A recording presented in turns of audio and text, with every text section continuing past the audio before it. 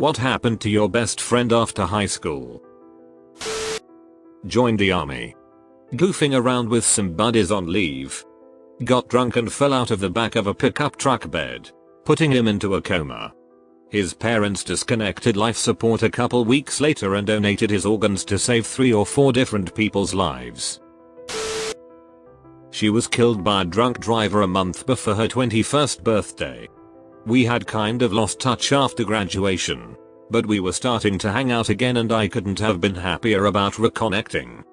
I'd missed her. Then one night a drunk driver hit her going 80. I remember her sister calling me and having to tell me the next day. I was devastated.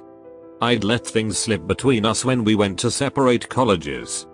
I wish I had had more time with her, but I'm glad I had the few moments we did have when we were reconnecting. Please don't drink and drive. There are so many options for you out there to get you home safely. Use one of them. Edit. Wow. Thank you, kind stranger, for the gold.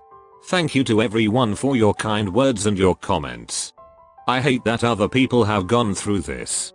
I try really hard to make sure anyone who needs a ride has a ride. Again, please don't drink and drive. It really isn't worth the risk. He became someone pretty well known in the ghost hunting community, but not in a good way. I don't want to say his name, but he was a notorious liar when I knew him, and when I saw him on the show he was on, he was exactly the same as I remember. I was able to tell when he was lying every time. Partly because I know his tells, but mostly because everything he said was a lie. She accused me of telling people she was a lesbian and stopped talking to me. It wasn't true, as I did not tell anyone anything, me being oblivious to her orientation. She recently had a ceremony with a woman and posted pics on Facebook. A decent number of my high school friends later came out. I honestly had no idea. I did meet them all in musical theater or drama, but still. My mom says she knew all along. I'm still annoyed for being accused of something I 100% didn't do. When I met him, he was 12, living in a home for boys. I was 13.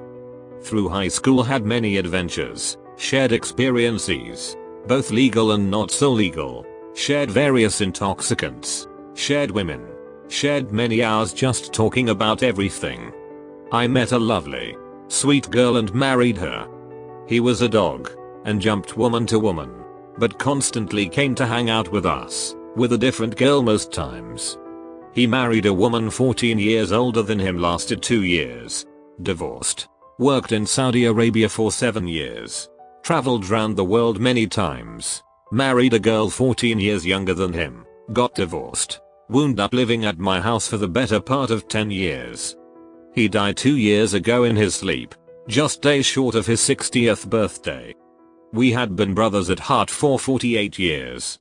It broke my heart. One died of a heart attack. The other was shot and killed. The other finished the army, got married to a lunatic and moved to the desert, where he has taken up the hobbies of stargazing, painting and yoga. Grew his hair out and has a ponytail.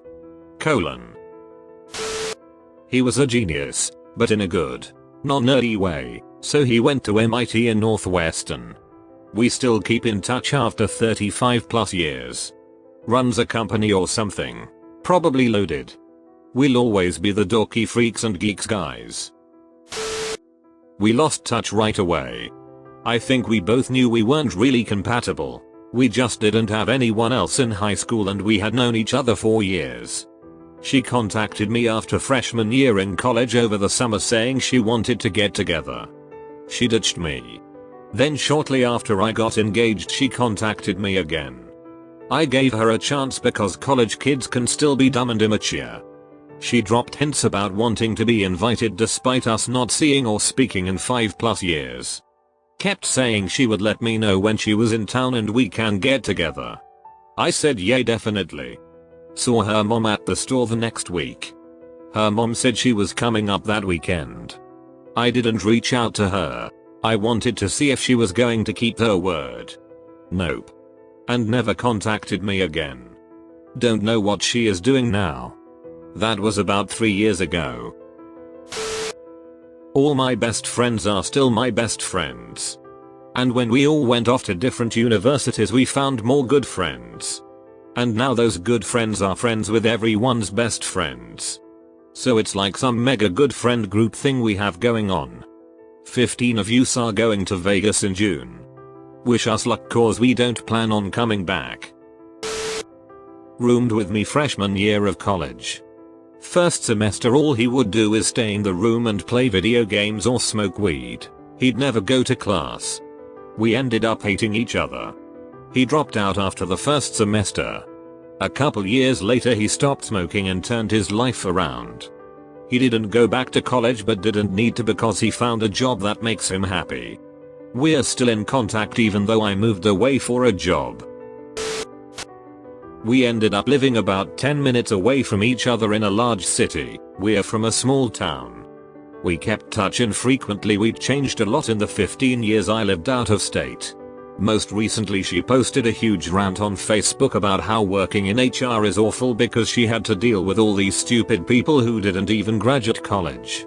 And if you were stupid enough to have not graduated college, not to bother speaking to her because she couldn't handle being around such ignorance. Guess who didn't finish college? I haven't spoken to her since. I feel no real loss. I've made much better friends after high school. My 3 best friends I all worked on the newspaper with in high school.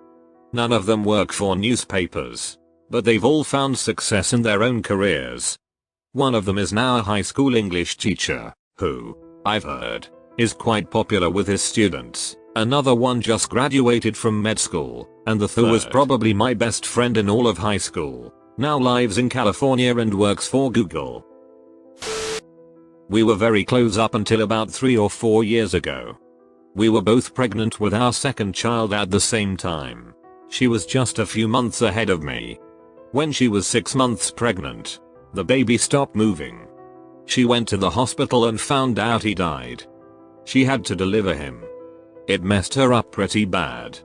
She got very bitter towards everyone that just had a baby, or that was pregnant without any issues. We've talked here and there.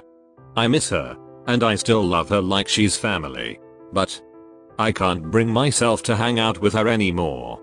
She's not so bitter and angry anymore, but I know how upset she still is about her son. I couldn't be there for her when it all happened because I live too far away. And I could tell she resented me for not having any problems. I know she didn't want to be that way. She was just depressed. I don't blame her one bit. I'm a stay-at-home mom. I'm always with my toddler. Taking my daughter to her house to hang out just feels like a slap in the face. They were about the same age, and it would break her heart to see what her son could be doing right now. I miss her. But unfortunate circumstances made our friendship awkward. We're still best friends. He's more like an older brother to me although we're not related, so our relationship may seem strange to some. I made many new friends since then but we message each other almost daily and meet up once a year. He's on the other side of the globe. Earlier he just lived a few blocks away. He keeps me on the right track and we don't talk about topics such as sex, cause it's just way too awkward. I got female friends for that. He joined the Marines. He has been in for 8 years now and is doing protective services. We see each other about twice a year. We live on separate sides of the planet, but talk once a week. We are both married and he has a kid.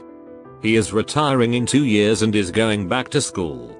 He wants to be a history teacher and is planning to move to the same state as me. I miss the man every day but I am proud of him beyond words.